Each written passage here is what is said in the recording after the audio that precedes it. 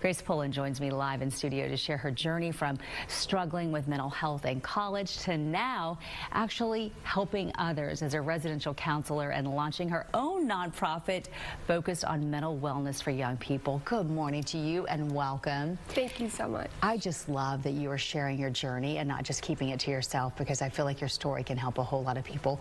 When did depression set in for you and really start affecting your life?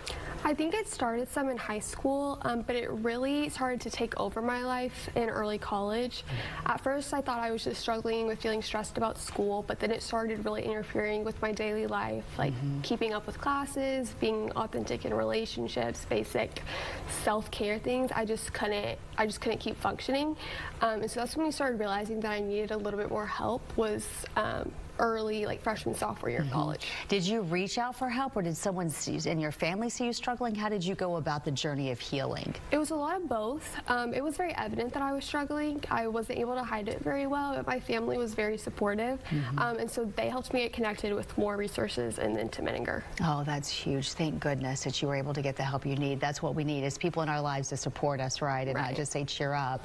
They need to help us find that help. Exactly. How did things turn from you from healing yourself to deciding that this was going to be your career and you want to help others going through something similar? So when I was at Menninger, I started thinking about wanting to pursue the mental health field, but I was like, I don't know if this is really possible for me as someone who struggles.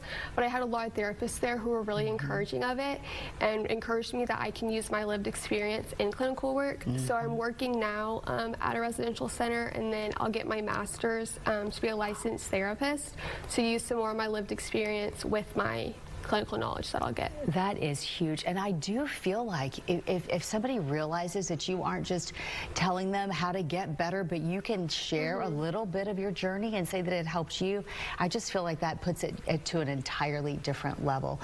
Now, I understand that it got so serious that you did suffer from some self-harm, but you're 2 years free from that now. How good does it feel to be on the other side of that? It has to just be empowering. Yeah, for sure.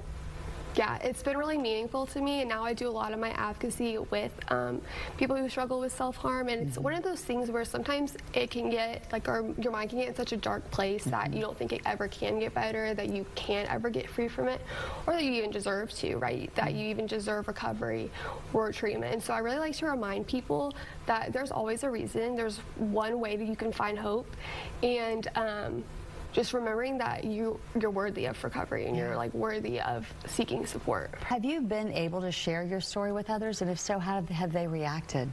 Yeah, at first it was really scary sharing my story, but now it kind of feels natural. I love doing it. I've had a lot of really positive reactions. I haven't gotten much criticism like I thought I would. I go back to Menninger often and share my story with their units. I have a blog, Authentically Grace, that I write on and share some of my past, some of what recovery looks like now, because I think our stories offer so much hope to people, and I know when I was in treatment, it was really helpful hearing people that were just a little bit further ahead in recovery than me. What has worked for you the most? What was most powerful to start putting you over to the other side of all of this? I think a lot of things. I think the care that I got when I was in treatment and the compassion really helps me learn how to see myself that same way, and so letting go of so much of the shame that kept the depression on me, and learning self-worth, learning empathy for myself and self-compassion, and learning how to move forward, because they always teach us that recovery is maintenance. I'm always going to have to prioritize my mental health, but how do I live the life I want, even if I still struggle with depression sometimes? And so that, I think, really helps me to keep moving forward. Not everybody has a support system like you do. So what do you suggest for somebody who says, you know what, I wish my family understood, or my family blows it off? Because we know that happens every day. What's your best advice for somebody who doesn't have that backbone to help them out? That's really hard. I think that I was really blessed in that way, and it really breaks my heart. People that don't have that same support system. I think it's really important to have a mental health professional know what's going on with you, that you can ask to for professional support. I think friends can be a really good support. I think there's a lot of free resources like 988 and other crisis text line that people can reach out to when they're struggling, whether it's thoughts of self-harm, depression, anxiety, using some of the free resources. All of those really help, and the free resources is the big part of that. As a medical reporter, I get people reaching out to me every day saying, what do I do? I can't afford mental health care. But I feel like we've come a long way with a lot of health insurances covering it, and with those resources you're talking about, and that can make a big difference too. It's just finding those resources, right? All right, well, thank you for your time today. I'm so happy that you're doing so well and so strong to be able to share this with us. You're going to bless a whole lot of people. Thank you. Thank you for that.